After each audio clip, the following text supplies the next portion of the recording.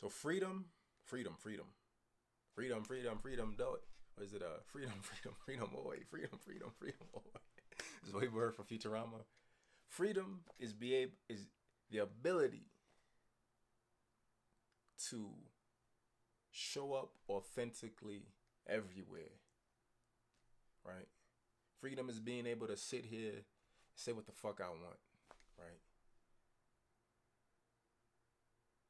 Not for harm, not for malice. Cause that's not freedom, right? If you're presenting content that's negative and you getting at people and you're doing things for clout, you're not free because the external has a hold on you and the external is dictating what you present.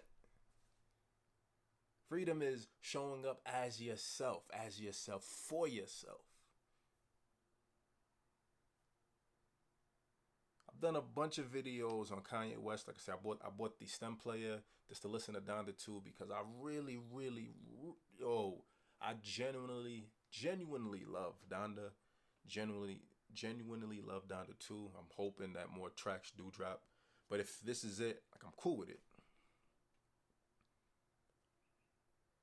Listening to artistry. Artistry is vulnerability, man. I need you to love me. Listen to Kanye. Just pour his heart out thinking about being loved. It's like, yeah, man, like, we talk about mental health. We talk about freedom of expression, authenticity. And when people present it through art, it's like, he's doing too much, right? He's doing too much. The end result, the initial thought where all of this kind of came from, I was thinking it would be a dope flex. It would be a dope flex. Let me just stay focused. It would be a dope flex if, once this season or 2 seasons of like the Kardashian show goes through, Kanye and Kim get back together. Whether it's him and her really connecting or whether it's just to keep the family together, man, I think that would be a beautiful storyline, right? Then the next thought was like Kanye running for president. And her being first lady, and why not, right? Why can't Kanye be president, right? If Donald Trump mediocrity, right? He represent the mediocrity of America, right? Last night I was thinking about the polarizing views of how we critique whiteness and see the American experience, right? Donald Trump is the male embodiment of what this American experience really is, right? Similar to hip hop, braggadocio, arrogant, just say whatever and people eat it up. And on the other side of it, the counterpart to Trump's embodiment of the male American experience is what people call Karens. White women who are out of control. Why can't Kanye be president, yo? Why can't Kanye be president? And I'm going through his life experience, right? Freedom. The man got on television. He said George Bush doesn't care about black people. He felt confident enough to be free to say that, to risk his career, right? And we sit here on this end and say, he doesn't care about the people. How many other celebrities have truly risked their career, their livelihood, to offer an awareness and perspective of what the black experience is going through? He said slavery was a choice, right? And I've been talking about that, right? In some ways, it can be. We're all enslaved, we're all oppressed in some type of capacity. Again, you just have to unless your life is astounding, unless your life is amazing, unless you have everything you want and need in life, you're under some type of oppression that is enslaving you. And your responsibility, like I've said, is to figure out, where's that oppression showing up? Where's that slavery showing up? Where am I going that I don't want to go? What am I a part of that I don't want to be a part of? For the lows of depression, right? Talk about suicide. And sometimes this life experience. This life experience has enslaved me. I'm here. I didn't want to be here. Who signed this contract? Who signed this contract and told me, it said I need to be here? I didn't sign up for this. Sometimes the life experience within itself is slavery, right? And you decide what to do with that.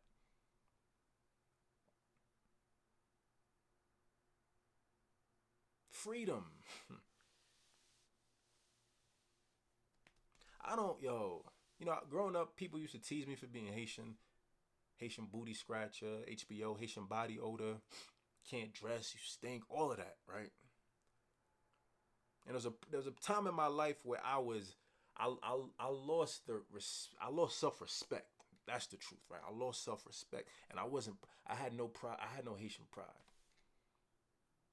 But as I educated myself on the history, started wearing my Haitian flag to school. I stopped doing that because Bloods and actually, no, I did it. I did it sometimes. There was a point when Bloods and Crips came to New York, and stupidity. But yeah, sometimes I had my Haitian flag in my back pocket. Brooklyn, New York, we had sub gangs. You had HMC, Haitian Money Crip. I think you had all these subcultures and subgenres that stemmed from these core blood and Crip gangs. But I found pride, and couldn't no one tell me anything, right? My people fought for their independence. They fought for freedom. The end result is what it is, right? Haiti's enslaved. Erica just told me about an article that the New York Times did talking about the debt that France imposed on Haiti after the Haitians won their independence during the Haitian Revolution. I'm gonna get the number. Hold on.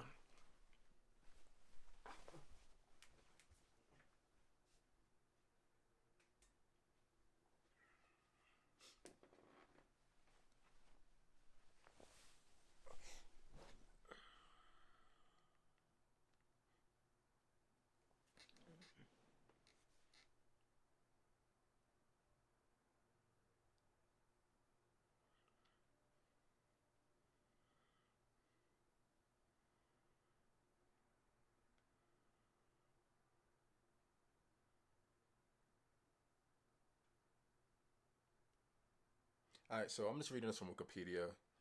The Haiti indemnity controversy involves an 1825 agreement between Haiti and France that included France demanding a 150 million franc indemnity to be paid by Haitian claims over property, including Haitian slaves. In 1838, the payment was reduced to $90 million, the equivalent of $21 billion as of 2004. We fought for our freedom, right? And hold on.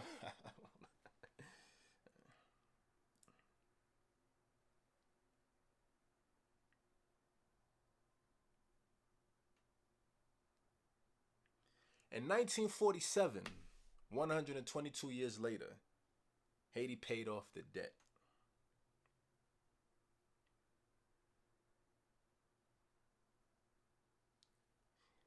Until It took until 1947, about 122 years, for Haiti to finally pay off all the associated interest to the National City Bank of New York, now Citibank, right? And how many Haitians probably bank with Citibank? Jewish people don't drive a Mercedes Benz because Benz sold cars, machinery, technology, right? Or created rather. Benz created technology to give to the Third Reich. There's a cost for freedom, right? Are you willing to pay for it? And if you don't pay that price, are you prepared for the long haul, right? Are you prepared for the journey? Haitian culture, we worked, right? Haitians worked to pay off the debt. We said, all right, we held up our end of the bargain. We said, okay, fine, like, all right, this is the price for freedom. We'll work and we'll pay off that price of freedom. And they did. But then there's always something, right? There's a new oppressor in town. And I talk about the black experience, and part of my responsibility in the black experience is to just find a way to revive, recultivate, and reimagine the experience for Haiti. That's part of my responsibility. Because they need freedom too. Just because my mother had the capital and access to leave Haiti, come to the States for her own freedom, doesn't mean it's just fuck everyone now, right? She's here. She still looks out for friends and family. I worry about when she passes away, right? What happens to them?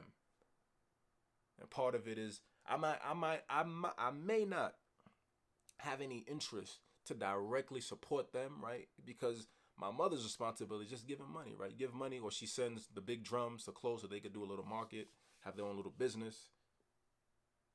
But I need having access to the information, the technology and resources that the Haitians may not have, that my mother doesn't have. I need to think big picture. I can't just help a small pocket. I need to think big picture. That's freedom. So I go back to Kanye. I ramble, right? I go back to Kanye, and I'm thinking about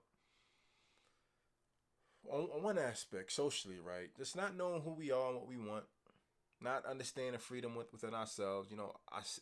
Experiences, personal experiences, but also it's conversation, social media, listening to podcasts.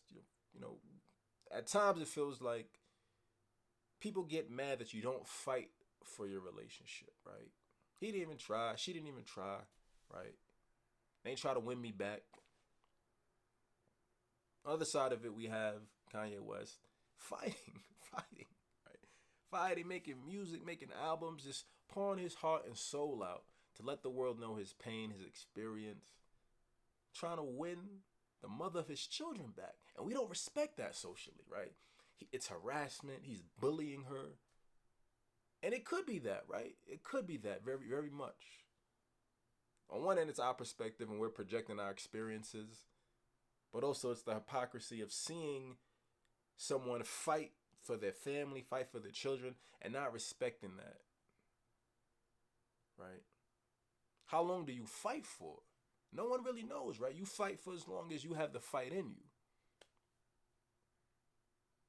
Until you feel free from the situation. And right now, he's just not free from the situation, right? He's not in her face yelling at her. He's not degrading her. He's trolling, right? He got to look alike. He's trolling. Like, that's the culture. We're here to troll, right? I don't know, man. I guess that's the artistry. Finding the humor in it, right? And not taking it personal. Right? The lack of freedom is taking everything personal. When you see something that represents an experience you had, you take it personal. You haven't freed yourself from that situation. Healing through trauma, healing through our traumatic experiences is seeing it play out. You feel a way, but it doesn't disrupt you in the moment, right? It doesn't re-spark that connection where you feel oppressed. You see it and you're like, damn, okay. You just like, damn, that's sucks to be. Sucks to be you. Now you don't say sucks to be you. You see it and you process it, right? But whether it's through art and media, you go through those initial feelings, but it doesn't reconnect the experience and the traumatic experience to your life because you've moved on for it. You're supposed to be free. You show up anywhere, right? I should be able to watch this, and if I'm free, if I'm truly free from what this represents, then it won't affect me that much. It won't depress me. It won't weigh on me. It's 11:16. I haven't even started my day yet. I went for a run. I took some pictures. I recorded a video. I had a call. Took a nice shower. I didn't even have breakfast yet. This is freedom right now, right? I know every day can't be like this. So today, I have it. I have the time. I'm going to do it. I'm going to enjoy it. I'm going to unwind, man. I'm really feeling myself today, right? Like, this weekend has been a big win experience. The getting what I want and what I need from this, right? Is the conversation, the questions, sharing my niche perspective, and just getting engagement. The followers are cool, yo. That adds on to it. That adds on to my validity as someone who has something to say. But the comments and the questions and the engagement, that's what I'm really here for. I've said, like, if I had 100 followers and 20 of those followers offered unique perspectives that allow me to always go back and forth and have a conversation, I'd be set. I'd like my page and be like, I'm good. I don't need no one else. I got a good core team of people I can just interact with and build with. And it has to be diverse. Like I say, diversity is always important to me. But you're seeing a growth, having the ability to respond and stretch out ideas, having people check me respectfully, right? Checking people respectfully. It's empowering. I feel good, right? I feel like I'm gradually fulfilling my purpose.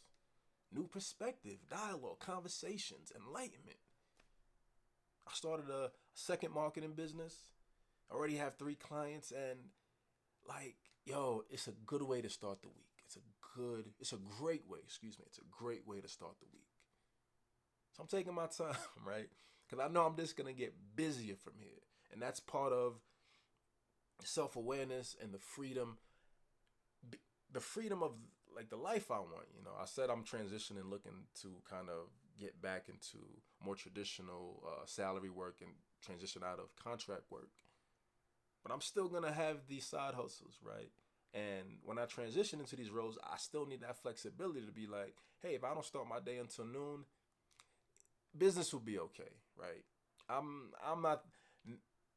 We're no longer in a society where everything is that important all the time, right? You go into a store, there could be 3 cashiers, 1 customer for 2 hours.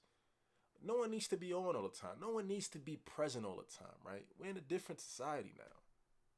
If I want to start my day at noon, that's when I'm going to start. If something's important, yeah, I'm going to show up and I'll do what I need to. Nothing's important. I don't have any pending emails, any pending notifications, any pending messages that I have to resolve today. I'm good right now.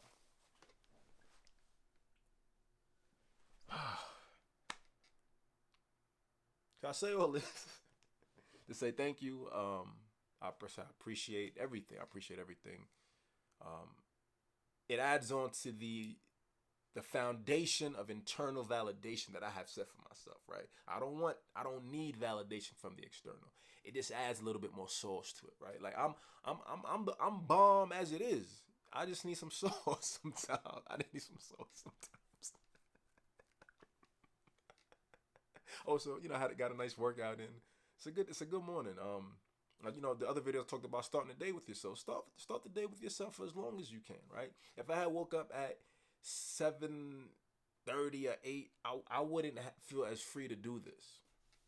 But waking up early, it gives me more time, it sets me in a good mindset, and it really sets the tone for this week. So now I'm starting this week with just good, positive energy. I know what I need to do, being more consistent, adding some more creativity. I have a bunch of things to kind of work through. So I'm going to enjoy this morning until I finish this editing. And that's it.